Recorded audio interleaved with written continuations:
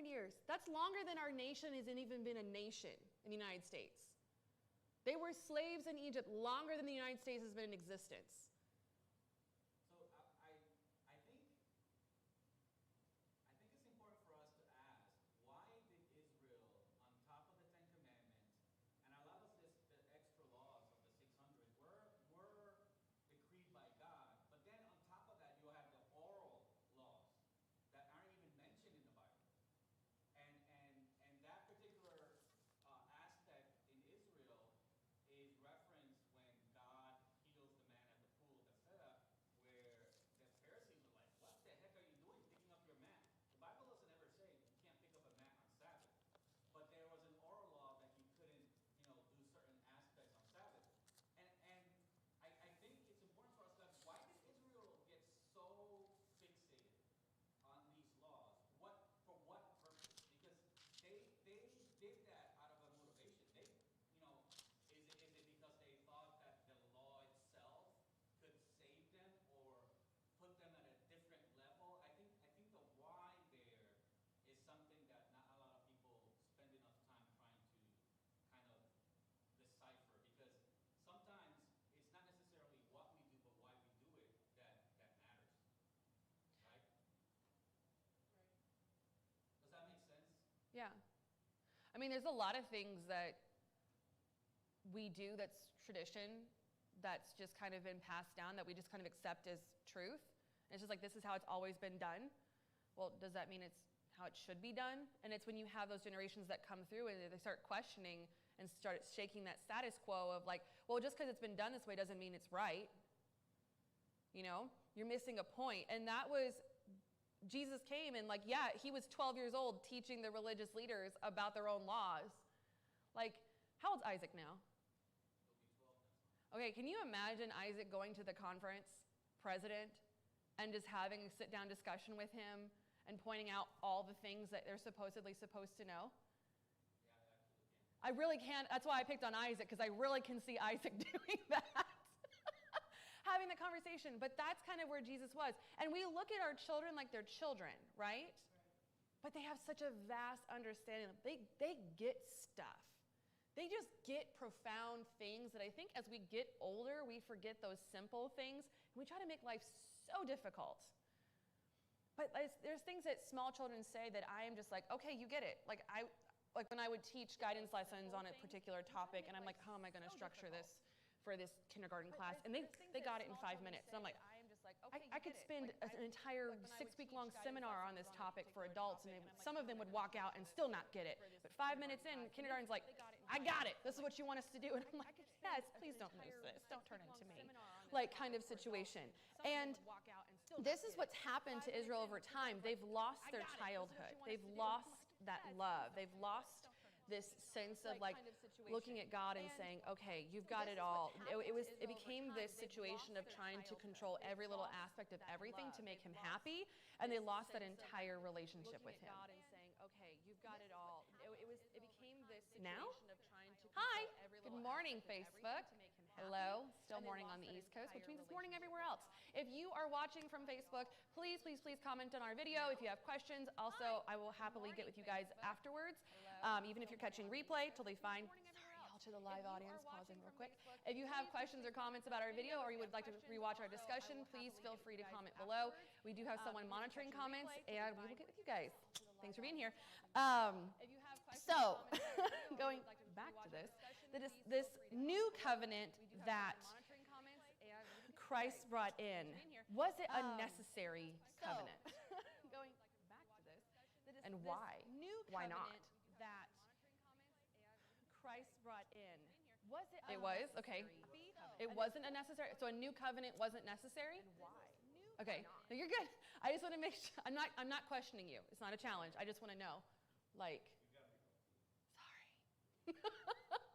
So you're saying the new covenant is necessary? It is. Why?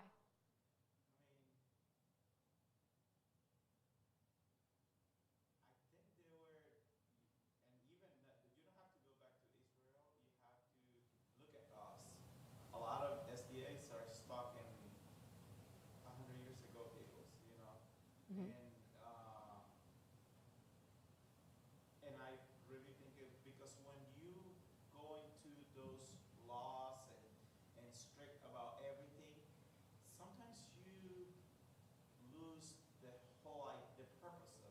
You know, and I honestly think it was necessary because it's like a refocus, you know. I agree. I think it was necessary. I think a refocusing was necessary. I mean, people who are new to Seventh-day Adventist belief, if we threw down everything from 100 years ago, people would be like, hold up, what? Hang on. And I think that the relationship part is so aspect to anything.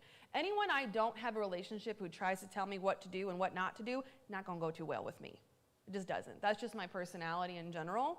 If I have a relationship with you and you come to me and you're like, hey, like this is kind of like, what's up, you did this wrong, I'd be like, okay, cool, I will fix that, right? Particularly when it comes to like my boss situation of like, hey, this was not the proper procedure. If they have a relationship with me, I'm more willing to be open and receptive to that versus like, hey, high five, you suck at your job. I'd be like, no, which I've had someone do that to me before. That was fun. But this new covenant, all right, let's go to Hebrews, because this is where it was kind of explained. So the old covenant, just to kind of recap, is in Exodus. This is the one we're talking about. In Exodus, when Moses goes up on the mountain and he gets the 10 Commandments written in stone and he comes down the mountain, everyone's having a party, he gets mad, breaks them, has to go back up the mountain, okay? Because Israel's already doing what they want to do.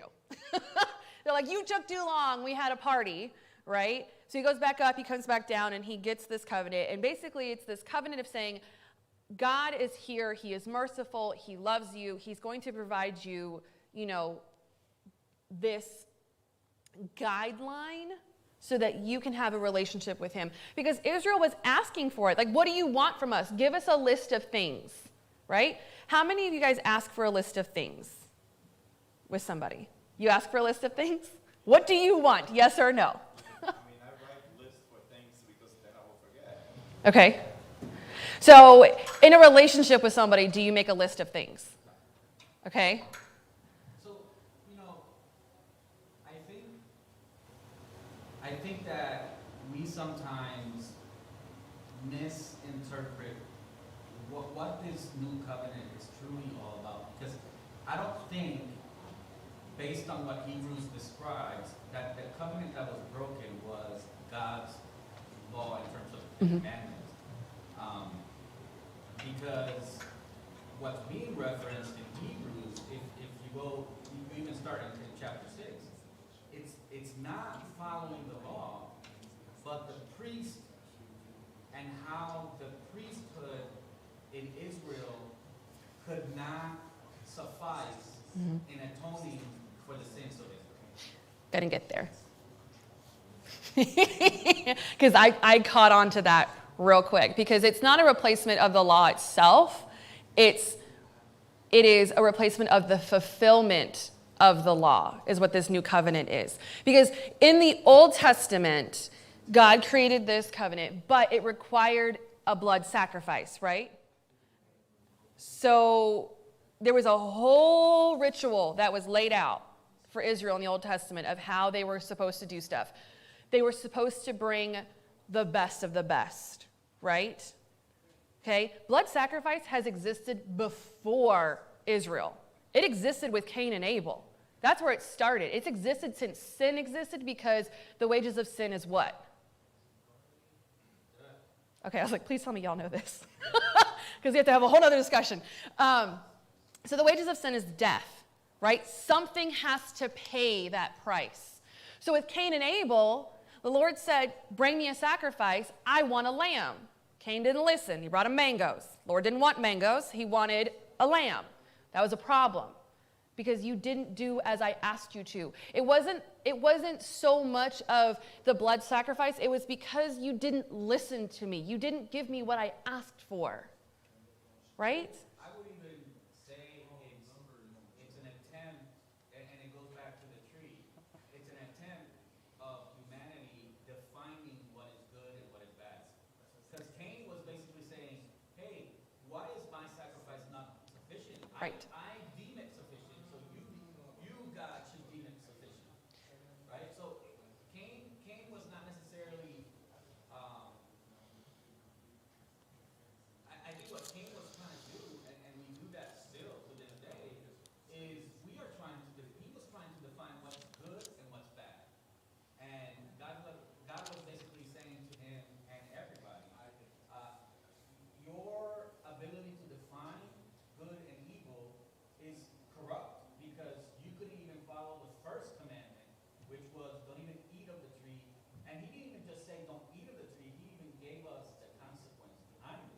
So, it's almost like that humanity has constantly been trying to do God's work for him, and he's been constantly trying to allow us to allow him to do his work for us.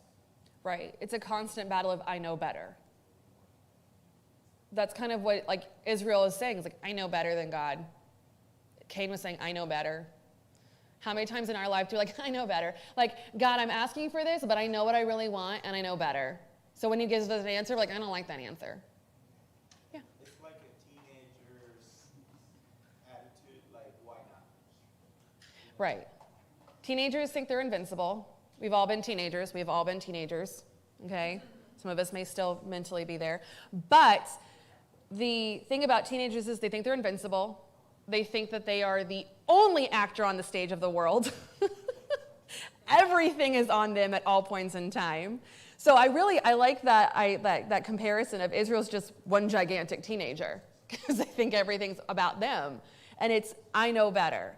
And you get to this point, if you're parents, you get to this point with teenagers where you're just kind of like, okay, you think you know better. You think. Go ahead, learn. You'll see. Yeah, you'll see. Because we've all been there. We've all been there with our parents. So like, you think you know better, Stephanie? Go right ahead. Go right ahead, see how that works out for you. But also, I think teenagers need that situation so that they do learn. Because that's what God does to us too. He says, you think you know better? Go ahead. All right, go ahead. You know better. Figure it out. And things don't go well. They get entirely raided, and their nation is divided and conquered. All right? So. At that point is when, if you look at that illustration, is when you have the experience and you have that kind of relationship, and now you listen more to your parents. So in this context, you listen more to God.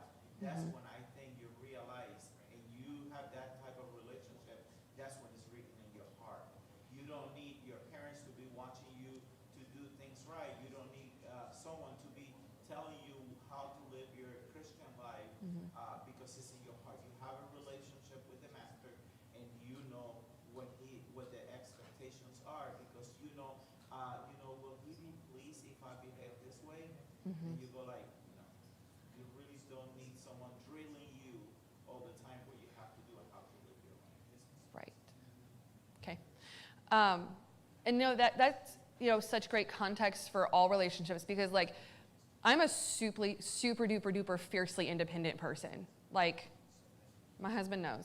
He's also super fiercely independent. Hi. I talk about you every time, whether you're here or not. And there are things that I would do that, he probably wouldn't like. And so now because of my relationship with him, I don't do those things. That makes sense. So for me, it's smoking. Not afraid to say it. I also don't smoke just because it's terrible for your body. Don't do it. But like when we were dating, that was something that was just a huge no-go for him. Of like, it's just gross to him. And I was like, okay, cool, not a big deal. But for me, it was also a healthy choice for my body and myself. Trust me, it's one of the worst things you can do for your body. Don't do it. But like for him, it was just like, that's gross, don't do it, all these things. And because of the relationship with him, like I'm usually fiercely like, oh, who are you to tell me what to do with my life and myself? But there's a part of that respect and there's a part of that relationship. It's like, okay, I also want to keep, this good thing going. So that's also the thing with God, if like there's things in your life that you're doing that make him sad or make him sad for you. It's not about anger. And I think that's a lot of things people get hung up on. It's like, oh, God's going to be angry with me. I don't think that there's ever a situation where like God is angry and wants to smite people, which is, he's not a God of anger. Like he gets upset, he gets frustrated, right? But it's based in love. It's based in like, I want what's best for you.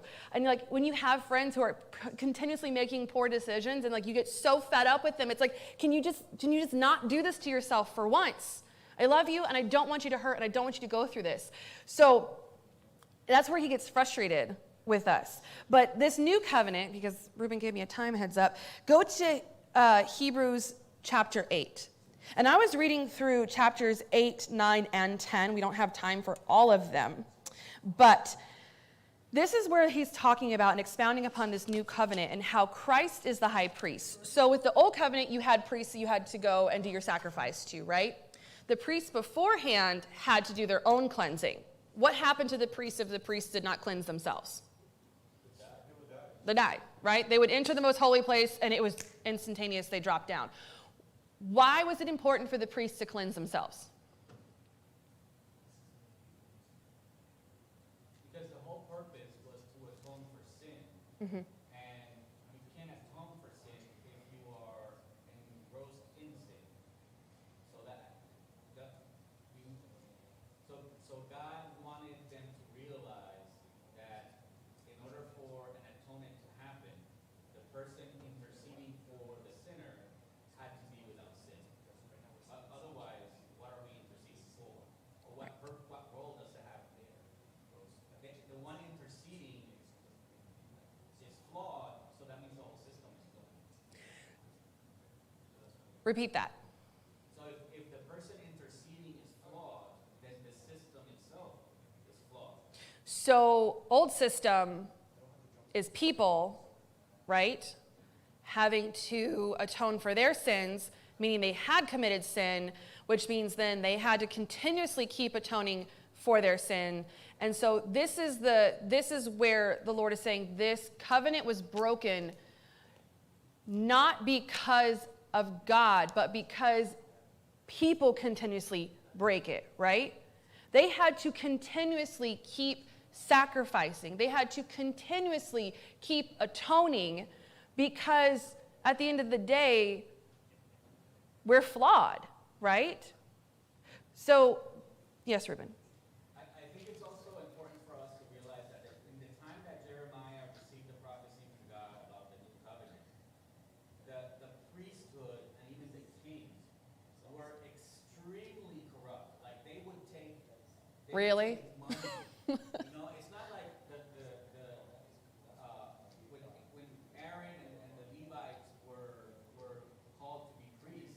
I mean, some once in a while messed up. But by the time we get to Jeremiah, the whole system was like extremely corrupt to the point where God's literal presence was no longer in the sanctuary. Yeah, like if you guys just like a recap, you have kings like sacrificing their own kids kind of situation. People taking the sacrifices and the gifts that were meant to go to the priesthood and their families and paying off their enemies with it. There's a whole bunch of corruption. Basically, the more power you have, typically the more corrupt you are. And I think it is in Jeremiah where it's one of the prophets, I forget which one it is, but it explains that the physical presence of God left the sanctuary. Till that point, Israel still had that pillar above the sanctuary, that they could visibly see the presence of God. And it was gone. Because what's his face? The king set up his own altar because he decided, one of the kings of Israel decided, Judah, I think it was Judah, he decided that I'm going to use the high priest altar for my own personal use now, and we're going to build another altar for everybody else to use. This is like the kind of situation that we've entered into here in Jeremiah. And this is the nation of Israel who's supposed to be this nation set aside. And it's like, from the leaders down, you're corrupt. You've got priests giving stuff away to people. You've got priests overcharging people for stuff.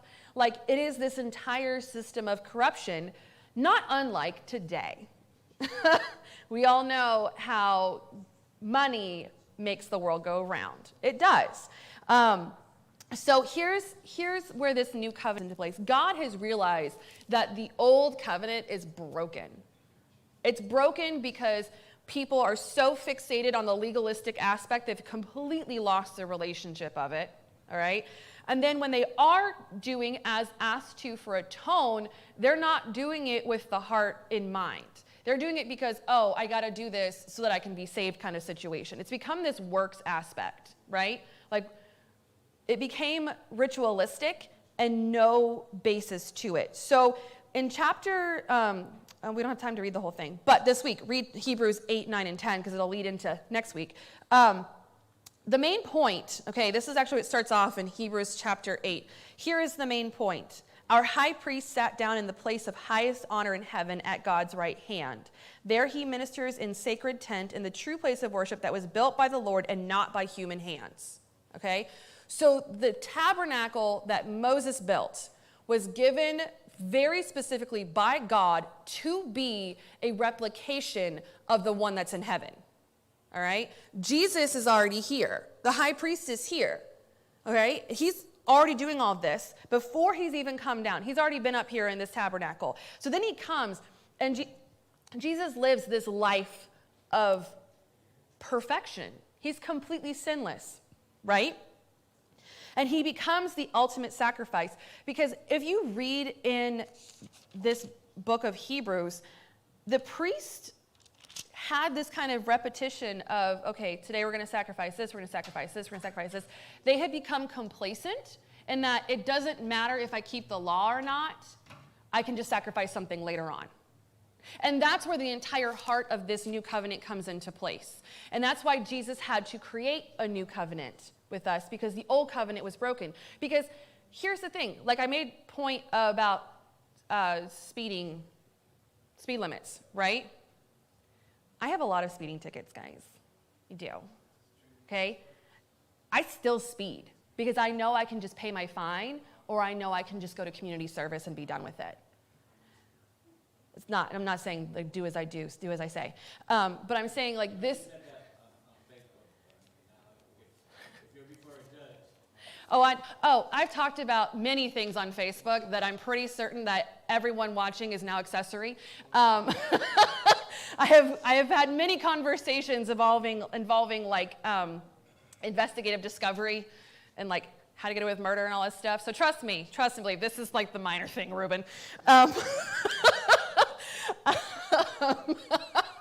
But with that though, knowing that I could just, I'll just pay the fine, whatever. I'll take a point on my license. I got enough space on my license. It doesn't matter.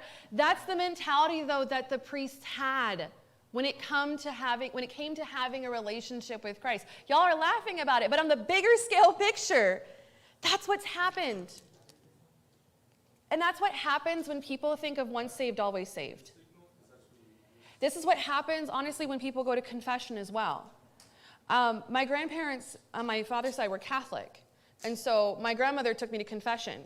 And I still tell his story today because I remember his name was Father Joseph, very sweet man.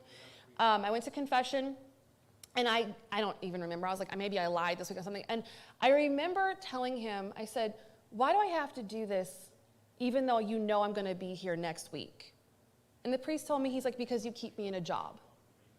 Like, that was this religious leader telling me that he knew people were going to be coming back because we were going to continue to make mistakes. And it became this ritualistic situation that a lot of people fall trapped to. You don't need an intercessor anymore. We don't need to have a priest to go confess to. We can talk to God directly, right? That was one thing that was taken away with the new covenant, was that he became the high priest. He is perfect. He is atoned for all of us. So this new covenant was the ultimate blood sacrifice. And here's the thing. I think over time, you become desensitized to things. If you watch movies, over time, you just kind of become desensitized to like gratuitous violence and blood and all that stuff. Like horror movies, people become desensitized to stuff. You just kind of get used to it. And I think this is kind of also, in my opinion, what has happened to the nation of Israel is they became desensitized to the sacrifice of animals. Because it's like, oh, I don't have to worry so much about keeping the law because I can just do this now. But now, here's the thing, and you made that point of having that change in relationship and the law being written on your heart. It's a constant thing you carry with us. It's a constant reminder of this relationship we have with Christ, because the law isn't just black and white, written on stone, don't do this, don't do this, don't do that. The law, as Ruben made the point out, was that it is God's character. God, when Jesus came here and he lived his life, he was the living essence of the law, of what it would look like to have a relationship with Christ, to be able to have this life without sin, and to be able to not have to have that like burden and that guilt of like, am I hurting somebody? Because let me tell you, guilt's going to get people. There was like, I could take my parents being angry with me. I couldn't take my parents being disappointed in me. Anger I could write off. That was fine. I could sweep it over. But if my father ever looked me in the eye and said, I am so disappointed in your choices, like that hit hard for me. And it still sits heavy on me because it was a broken relationship with him, and that I had broken trust with him. I had caused him to feel disappointed. And it's still like, even as an adult today, I'm like, I don't want to disappoint my parents. I want to have that relationship. And so when the law is written on your hearts, it's the same law for everybody. It's the same expectation for everybody. Your life choices and your life experiences may be different, but the end goal is to still have a relationship with Christ where you are the living example of what he was. So when it says that you no longer have to teach your neighbors and your family, it's because you're all living this life. You all have this law written on you. So next week, they're going to continue discussing the new covenant. So I hope you guys come back, same time, same place. And we're going to close with a word of prayer, and then we will have, they're not paying attention to me. Hey, Fredo, Neff, how much time we got between now and service? So I can give them a break to go to the restroom. 5. Okay, we'll close with a prayer, and then we'll have a 5-minute break, and then we'll come back up here for service. If you... 15. 15? So then, yeah, we're 5 over 5 left. Okay, so 5. Yeah, so restrooms are down the stairs and like towards the door over here. You guys need that. Oh, there's restrooms over here? I don't know this building. Don't listen to me. One right here and 2 downstairs. Just wander around. It all goes back to the same place. Okay, let's close with a word of prayer. Heavenly Father, thank you for this day. Thank you for opening our minds and our hearts for this discussion. Hopefully it was awakening for some and has people questioning a little bit and wanting to go further and have a strong relationship with you. If there's anything on our hearts individually, things that we need to uplift to you, Lord, listen to them, and may we receive your answers with an open mind and open heart. Be with everyone who is traveling on their way here or is out of town this week, and let us continue to worship in your name. In Jesus' name, amen. All right, y'all. Thank you so much. Like I said, just there's a bathroom over here. There's a bathroom downstairs. 5 minutes, and then we'll come back up here for service.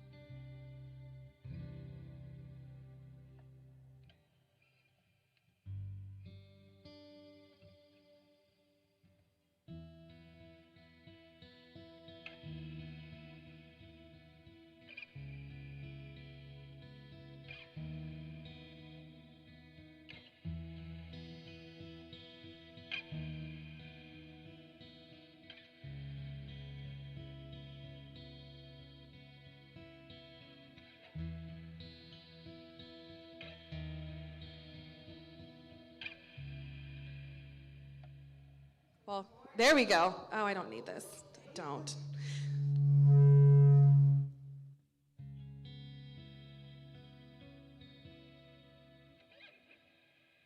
But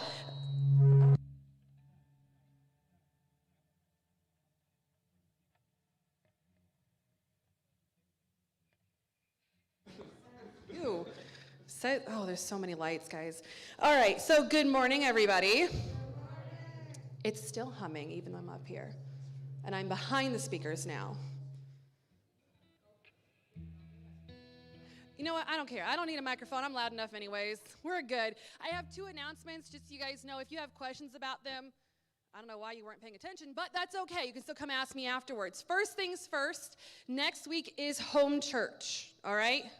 Church at home, but there still will be a group here, meeting here in the church. So if you don't have a group yet, we can get you a group.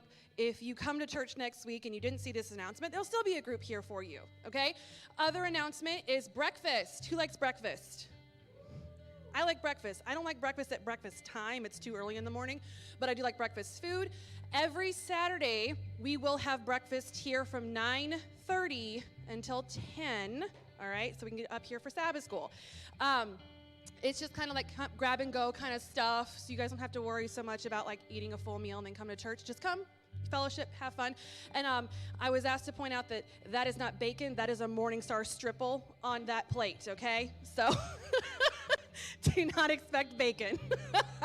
All right, so breakfast every Saturday, home church next week. If you don't remember what group you're in, or if you would like to be assigned to a group, please come see me and we can connect you with our elders, all right?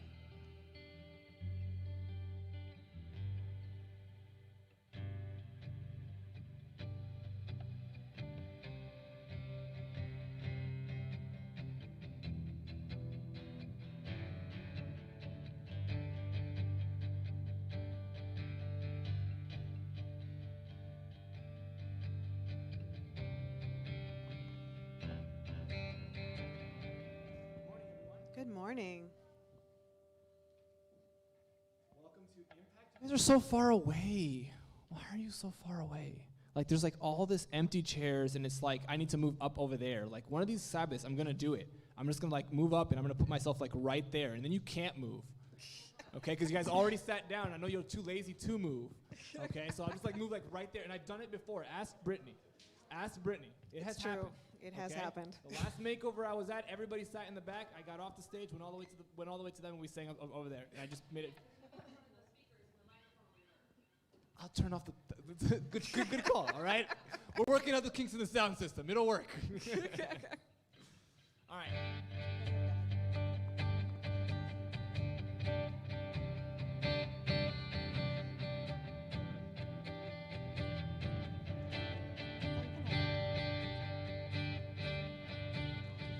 Who am I that you are mindful of me? That you hear me when I call? Is it true that you are thinking of me? How you love me? It's amazing. Who am I that you are mindful of me? That you hear me when I call?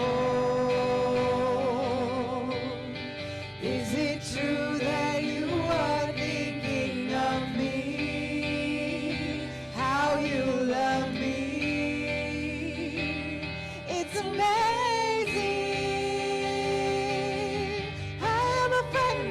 God, I am a friend of God. I am a friend of God. He calls me friend. Who am I that you are mindful of me? That you hear me when I call? Is it true that you are thinking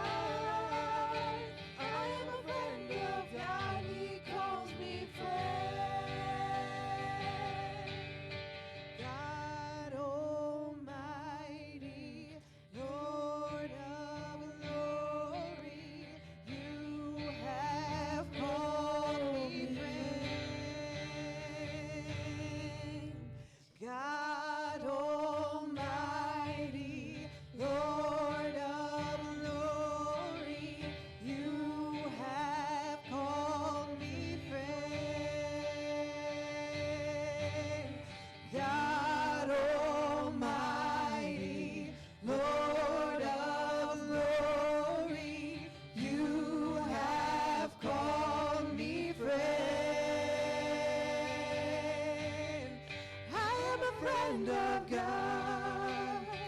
I am a friend of God. I am a friend of God. He calls me friend. I am a friend of God. I am a friend of God. I am a friend of God. He calls me friend. Amen. Still working out those kicks in the sound system seems like a little bit. Turn the system as a whole down. Like put the master down maybe a couple little bit. It's just too loud, and that'll help.